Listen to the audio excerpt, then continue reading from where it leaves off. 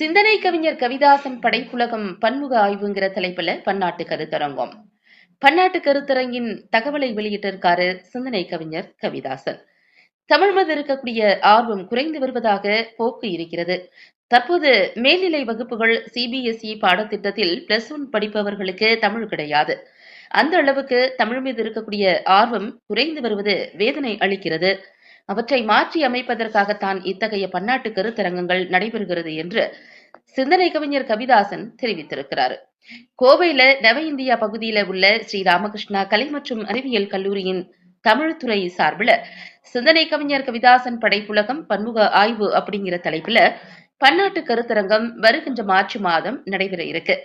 இந்த பன்னாட்டு கருத்தரங்கம் குறித்து செய்தியாளர்களிடம் பேசிய சிந்தனை கவிஞர் கவிதாசன், ராமகிருஷ்ணா கலை மற்றும் அறிவியல் கல்லூரி எனது படைப்புகளை குறித்த ஒரு பன்னாட்டு ஆய்வரங்கத்தை செய்திருப்பதை எண்ணி நான் மகிழ்ச்சி அடைகிறேன். ஒரு படைப்பாளிக்கு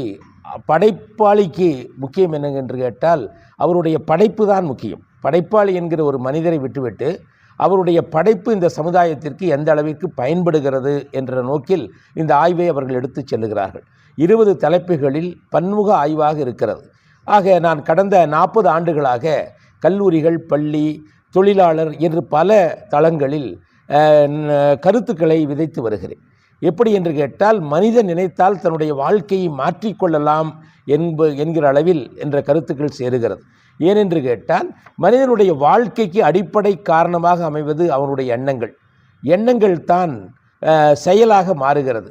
செயல்தான் அவருக்கு வெற்றியாக வருகிறது. ஆகவே ஒருவர் தன்னுடைய சிந்தனையை மாற்றினால் வாழ்க்கையை மாற்றிக்கொள்ளலாம் என்ற அடிப்படையில் பல இடங்களில் சொல்லி பலரும் வெற்றியடைந்திருக்கிறார்கள். மனித வாழ்க்கையை மாற்ற முடியும். இது என்னடா வாழ்க்கை என்று சொல்லாமல் இது என்னோட வாழ்க்கை என்று சொன்னால் ஒவ்வொருவரும் வெற்றியடைய முடியும். எப்படி விதைக்குள் விருட்சம் இருக்கிறதோ அதுபோல ஒவ்வொரு மனிதனுக்குள்ளும் அவர் சாதிப்பதற்கான ஆற்றல் இருக்கிறது என்பதுதான் புத்தகங்களில் சொல்லப்பட்டிருக்கிறது. ஆனால் அந்த புத்தகங்களை வாசித்த மாணவர்கள், பேராசிரியர்கள் எல்லாம் ஒன்று சேர்ந்து இதை இன்னும் கொஞ்சம் விரிவுபடுத்தி எளிமைப்படுத்தி மாணவர்களுக்கும் இந்த உலகத்திற்கும் சேர்க்கிற முயற்சி எடுத்திருக்கிறார்கள். அவர்களை நான் நெஞ்சார வணங்கி பாராட்டுகிறேன். தமிழ் மீது இருக்கிற ஆர்வம் குறைந்து வருவதாக போக்கு இருக்கிறது. இப்பொழுது எடுத்துக்கொண்டீங்கன்னா மேல்நிலை வகுப்புகளில் சிபிஎஸ்இ பாடத்திட்டத்தில் +2 படிக்கிறவங்களுக்கு தமிழே கிடையாது. அந்த அளவிற்கு மேலே வர வர அது தமிழ் மீது இருக்கக்கூடிய ஆர்வம் குறைந்து வருவதாக ஒரு புறம் இருக்கிறது. ஆகவே அதையெல்லாம் மாற்றி அமைக்க வேண்டும்.